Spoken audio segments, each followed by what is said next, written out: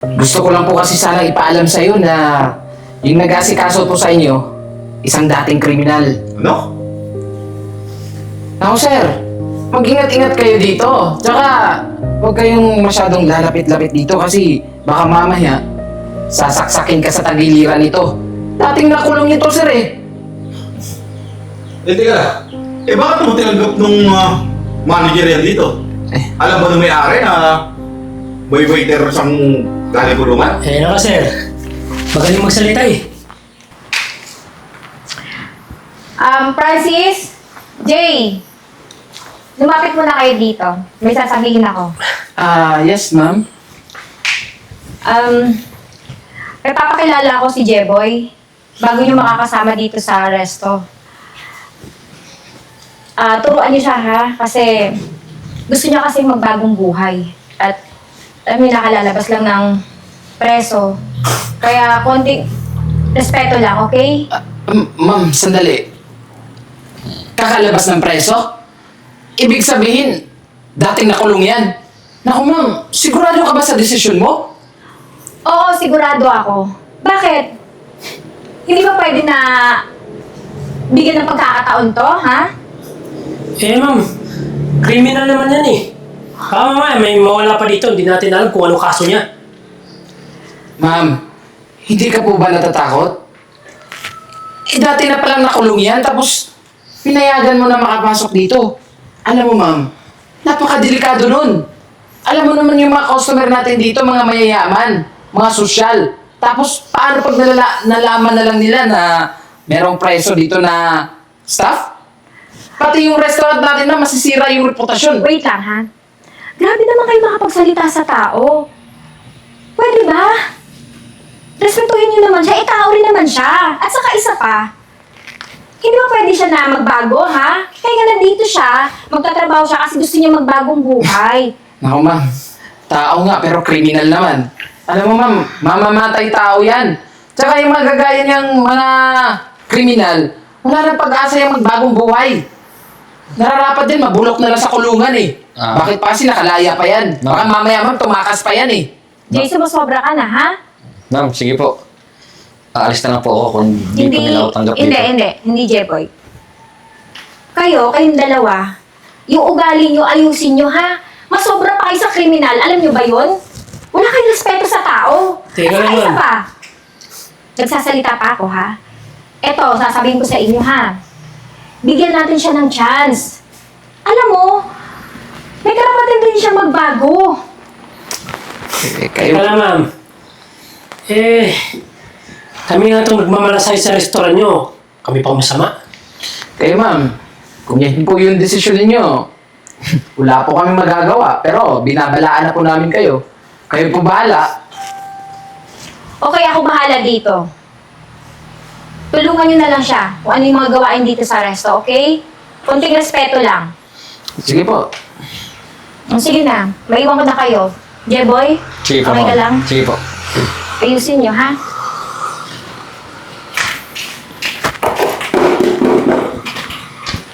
Uy, Ay, paano ka nakapasok dito, ha? Anong ginawa mo? Alam mo, hindi ka nababagay dito. Hindi mo ba nakikita tong lugar na to? tsaka hindi mo ba kami nakikita ha? Ang mamacho namin dito. Kami dapat na mabagay dito. Tingnan mo yung tsura mo. Ay, sa bagay nga naman, galing kulungan. Puro kang kumiulam dun eh. Uy, anong kaso mo doon? Siguro, killer ka, no? Hindi ka serial killer. Mga sir. Wala talaga akong kaso. Sa totoo lang, napagbintangan lang ako eh. Pagbintangan. Kaya nakulong ako. Eh, yan naman yung mga sinasabi ng mga kriminal eh.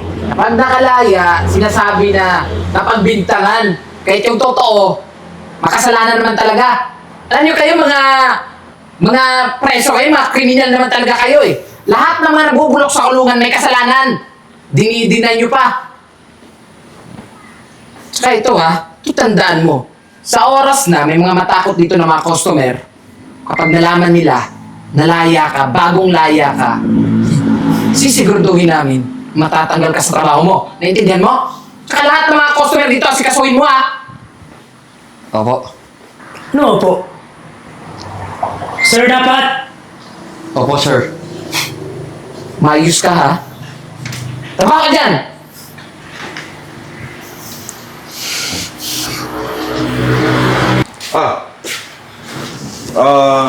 Dito na ako. Kung gusto niyo sumunod, pumunta kayo rito, ha? Dito lang sa Kismet Restaurant. Yung malapit sa may, ano, sa Timog.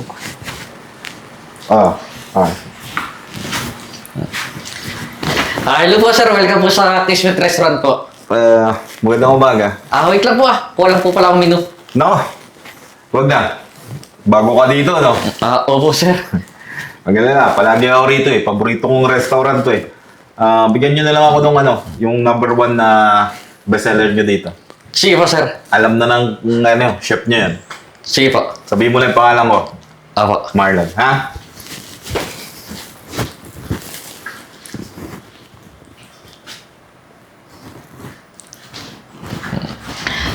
Sir, magtubig ka po muna. Niluluto na po yung order mo. Thank you, ha? Kumusta naman yung trabaho mo rito? First day mo ba? Opo sir. Medyo kinakabahan pa nga po ako eh. Pero masaya naman po ako sa trabahong to. Okay lang yun. Ganun naman talaga eh. Siyempre, bago. Di ba? Alam mo, pagbutihan mo lang yan. Oo naman sir. Tsaka masaya naman ako sa trabaho ko eh. Tuloy-tuloy mo lang yan. Papasan ba't asenso ka rin. Tsaka, basta, galing ka mo lang sa trabaho. Opo sir. Tignan ko lang po baka okay na po yung order nyo Sige lang. Sir. Jay, Francis, nagkasikaso na sa akin eh. Okay na ako dito. Sir. Mawalang galang na po, sir ha. Gusto ko lang po kasi sana ipaalam sa'yo na yung nag-asikaso po sa inyo, isang dating kriminal. Ano? Naku, sir. Mag-ingat-ingat kayo dito. Tsaka, huwag kayong masyadong lalapit-lapit dito kasi baka mamaya sasaksakin ka sa tagiliran nito. Dating nakulong ito, sir eh. Teka. Bakit mo tinanggap nung manager yan dito? Alam ba nung may-ari na may waiter siyang galing kulungan? Naka sir. Magaling magsalita eh. Medyo sip-sip. Sa totoo lang, kaya lang naman ako nakulong kasi napagbintangan lang ako eh. Pero wala talaga akong kasalanan. Sir, alam niyo naman po, di ba, na yung mga galing sa preso, kapag nakalabas, lagi yan yung sinasabi na keso na napagbintangan, walang kasalanan. Alam naman natin, sir, na lahat ng mga nakukulong, mga makasalanan. Tsaka, iba nga dyan, sir, mga killer pa eh. Tsaka delikado talaga, sir, kung nandito to eh. Ewan ko ba kung bakit nakapasok to dito? Kaya nga, makakasira dito yan kapag nalaman ng ibang mga, lalo na yung mga regular customer na katulad ko. Naka sir. Kaya nga, humingi kami ng tulong sa'yo eh. Kung pwede, reklamo mo yan. Bigyan mo ng bad record. Tsaka ikaw, hindi mo ba kilala yan si sir? Matagal na customer namin yan dito. Tsaka lahat ng good customer service binibigay namin sa kanya. Tapos ngayon, sisirain mo lang yung magandang reputasyon namin sa kanya? Teka lang. Maganda naman yung pagkakaservisyo ko kay sir eh. Hindi ko nga alam kung yung binigay mo ba sa akin tubig malinis o galing ko saan. Sir, baka may lason yan. Kaya nga, alam mo, mas mabuti pa kausapin ko yung manager niyo. Ay, tama yan sir. Tsaka sir, kapag nakausap mo yung manager namin dito, idiin mo to. Siguraduhin mo sir na mapatalsik to sa pwesto nito bilang waiter. Bagay ka naman talaga sa kulungan eh. Iwan ko ba kung bakit nakalaya ka, isang hamak na mamamatay tao ka naman. Sandali lang sir ha. Tatawagin ko lang yung manager. Sige. Francis, mag-ingat kayo sa taong to. Kaya nga sir eh. Buti nga, pumunta kayo dito eh. Kaya mamaya nakatalikod kayo kung ano na lang gawin sa inyo. Sir, mag-ingat ka pag-uwi. Mamaya, may lason yan. Hello sir, good morning. Good morning naman, Miss Ann. Siguro naman na alam mo kung matagal na akong palagi ako dito. Di ba? Opo sir. At halos yung buong company ko dito ko pinapakain. At halos lahat nga ng events namin itong restaurant na ginagamit namin. Balita ko kasi yung tinanggap mo na waiter dito, galing gulungan. Hindi naman nakatatama yan. Opo sir, tinanggap ko po siya bilang tao. Kasi lahat naman po ng tao sir may karapatang magbago. Ma'am, correction lang po Hindi niyo po siya tinanggap dito bilang tao. Tinanggap niyo po siya bilang kriminal. Jay, grabe ka magsalita. At saka isa pa po sir. Hindi naman natin kailangan husgahan yung tao Gusto niya rin magbago. So bigyan natin siya ng chance. Nakakasigurado ba ako na yung mga isi-serve niyang pagkain, lalo na sa akin, malinis. Mamaya kung ano nung nilagay niyan doon. Iba yung pag-uutak ng mga kriminal. Sir, bago ko po siya nilagay dito sa pwesto na to, pinagkatiwala ko siya sa dalawang tao ko. So, tinuruan naman po siya ng Ano maayos. pinagkatiwala? Ikaw na walang tiwala dito Ayusin mo pananalita mo ha. Ma'am, makinig naman kayo sa customer. Baka masira yung pangalan ng restaurant. Tsaka mawalang galang na po, ma'am Bakit niyo po ba laging dinidepensahan niyang kriminal na yan? Alam niyo, ma'am, nagkapagtataka Dati din po ba kayong kriminal? Grabe ka ba pagsalitaan, nabibingi ako. Ayusin mo yung pananalita mo. At saka, tao rin naman siya. Alam nyo, kung di mo tatanggalin yan, Miss Anne, mas mabuti pa, i-cancel na namin yung mga in-order namin dito sa restaurant na to. At sasabihin ko sa buong building namin na may criminal kayo. Sir. Ganito na lang, sir. Bilang respeto po sa inyo, tsaka alam niyo na po, kayo po yung regular customer namin dito. At syempre, bibigay po namin sa inyo yung magandang service ninyo. Tsaka ako na lang po yung magsusumbong sa may-ari ng restaurant na to, sir. Kasi total, wala naman pong pakialam yung manager namin dito Palibhasa kasi kampi sa kriminal. Excuse me lang po, sir Nasa sa inyo po yung decision na yan, sir. Pero bilang manager po dito sa resto na to, ako po yung masusunod. Kung ayaw niyo po dito sa resto, dito sa amin. Sir, malaya naman po kayo na umalis dito Ganun ba? Kung magalala, kaibigan ko yung may-ari nito. At ako mismo magsasabi na may tatanggaling waiter dito. Tama yan, sir.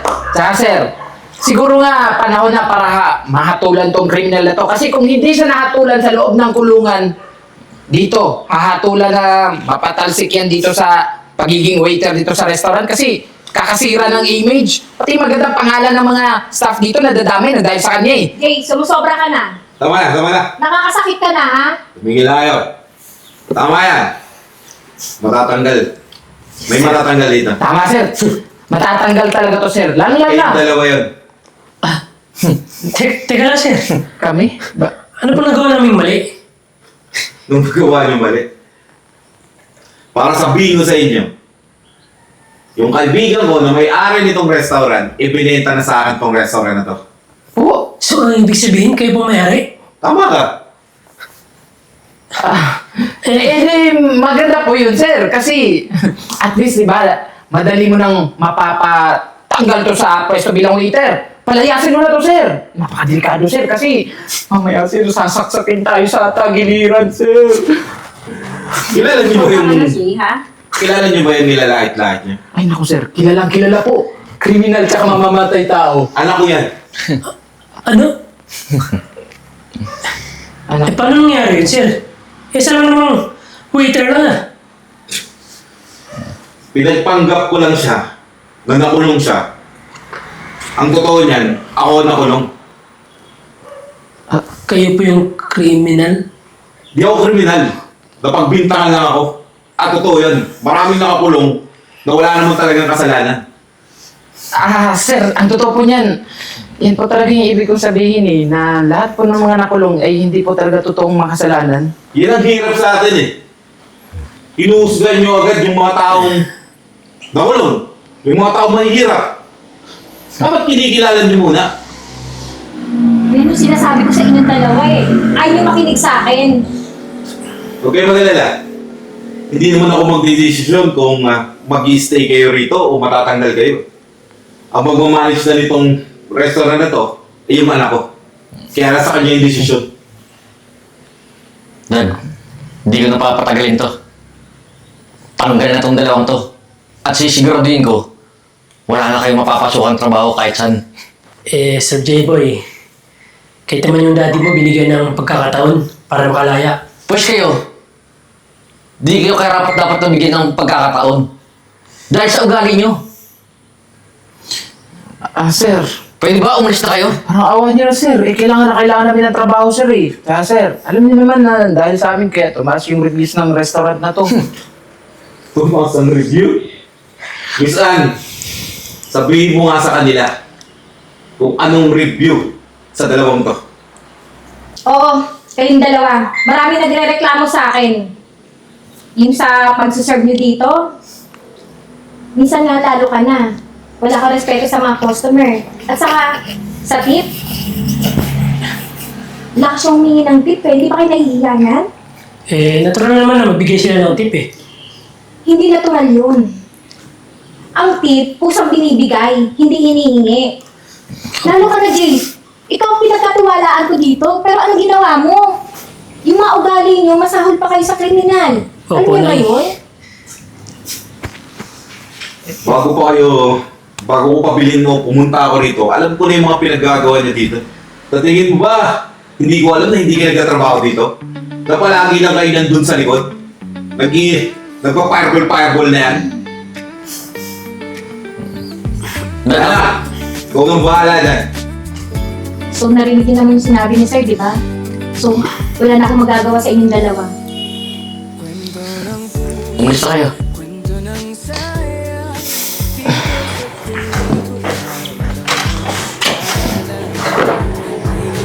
Sir, pasensya na po Saka, hindi ko po akalain na kayo na po nakamili dito sa resto. Alam mo, Pinapasukan ko. paborito ko kasi itong restaurant na to. At kaya binili ko na rin to kasi papasarado na sana ito ng kaibigan. Kasi pupunta na sa ibang bansa. Hinahin naman ako kaya sabi ko sa anak ko, total naman nasa edad na siya para mag-manage ng isang restaurant. So binili ko na para sa kanya.